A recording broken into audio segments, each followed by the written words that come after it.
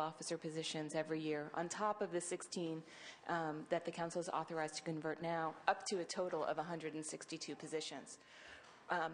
The legislation that was enacted last year required the legislature annually to ratify the authority of the Judicial Council to convert those additional 10 positions. This bill will adopt that ratification for the conversion of those 10 additional positions for fiscal year 2011, 2012. Any other witnesses in support? Any opposition? All right. Any questions, comments by members?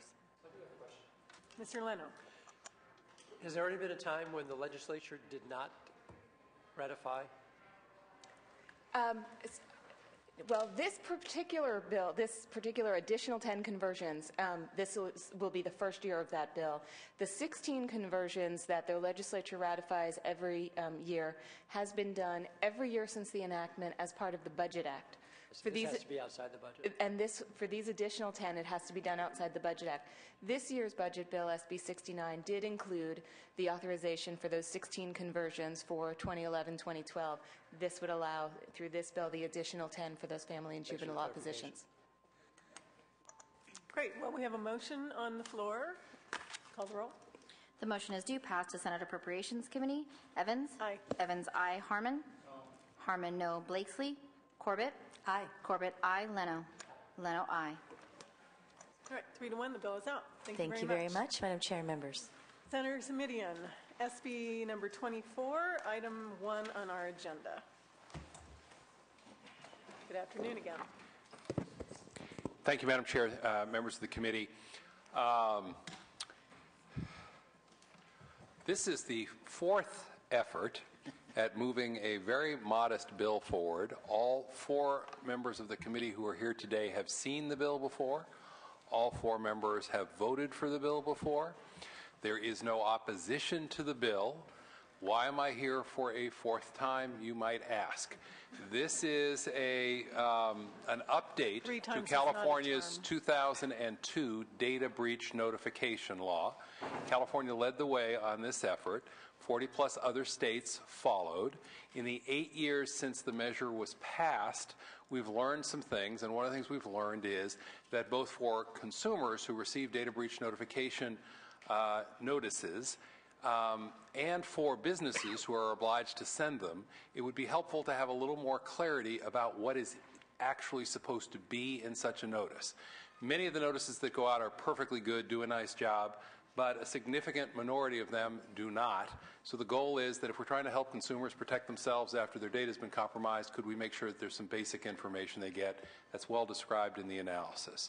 For businesses who historically have appreciated the flexibility that the measure provides, the goal is to continue to allow them to have the flexibility, but to be able to ask and answer the question, so what is it I'm supposed to do to make sure I've complied? And by providing this simple information, we hope that it'll be easier for them. Why are we here the 4th time?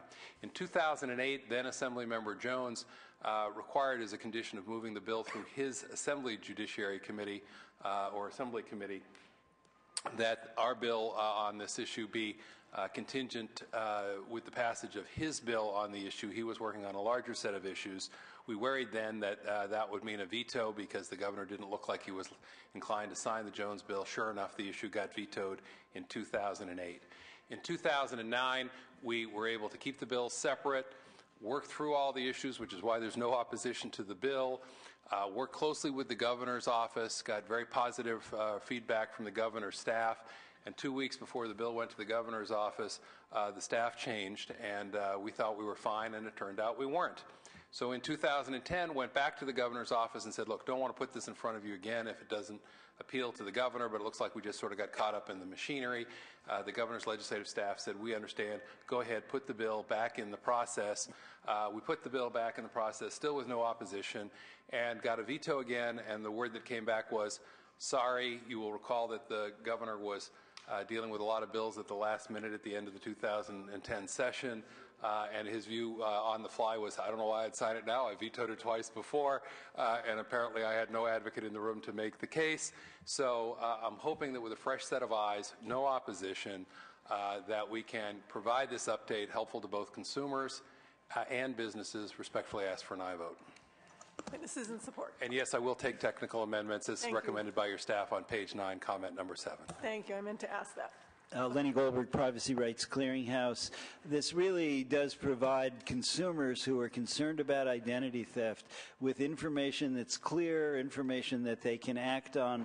When they were getting these breach notices, there were times where people would say, I don't know what this means. This really helps it. I was involved in some of the discussions with the various interests that eliminated all the opposition, and I think this is clear. It's straightforward. It helps consumers for sure. I can't speak for the businesses, but I believe they felt it helps give that clarity too. So we support. Thank you. Next witness. Good afternoon, Richard Holliber, Consumer Federation of California. We're here in support. It's a good bill that deserves signature, helps consumers have useful information so they understand those notices and can take steps to prevent identity theft. I'm Valerie Small-Navarro with the American Civil Liberties Union in strong support. Thank you. Thank you. Other witnesses in support? Any witnesses in opposition to the bill? Questions, comments from committee members? Mr. Lano? And a question, thank you.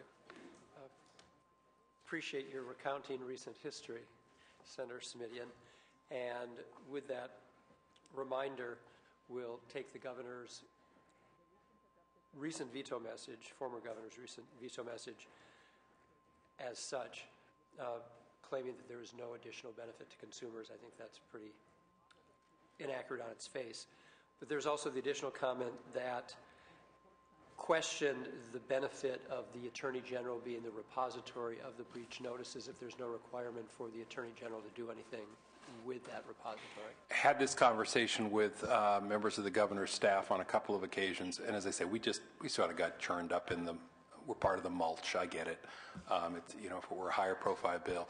The benefit for having this information go somewhere, and at one point we had said, how about the state's privacy officer? And it was industry actually that asked us to go to the Attorney General's office for whatever reason, can't speak for them. They felt more comfortable having the information go there.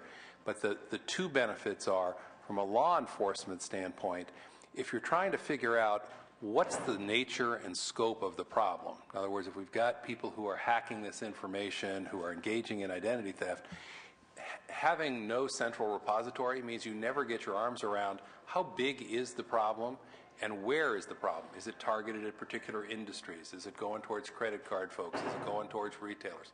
So the notion was, let's have that information there, and since it's going to be received electronically, it's there for someone to look at if and when they choose to look at it. By the same token, the notion was, if we have it all in one place, then that information is also available to the legislature. You know, whatever your politics are, you'd like to think that the legislature legislates from a fact base, a knowledge base of the nature and scope of the problem. Going forward 2, 5, 10, or 20 years from now, if the legislature is ever going to take action in this area, it'd be nice to be able to say, well, what is the nature and scope of the problem? Have that information there. Right now, all we've got is anecdotal evidence and newspaper stories, frankly, to go on as we assess the nature and scope of the problem. Very sensible. Thank you. Any other questions or comments? Would you like to close? We have a motion on the floor. Ask for an aye vote. Thank you very much. All right. Senator Corbett has moved the bill, and this goes to appropriations. Okay. Call the roll. The motion is to pass as amended to Senate Appropriations. Evans? Aye. Evans, aye. Harmon? Aye. Harmon, aye. Blakesley? Corbett? Aye. Corbett, aye. Leno? Leno, aye. Thank you, Madam Chair and members. The bill is out. Thank you, Tom. Good bill.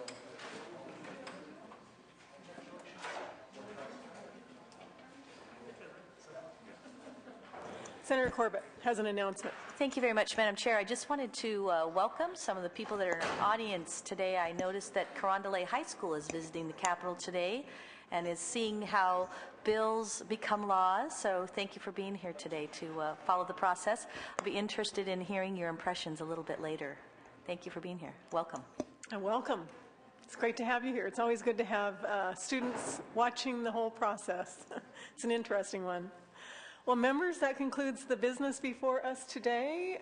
We've already adopted The adoption of the committee rules is on call. Will you call the members that were absent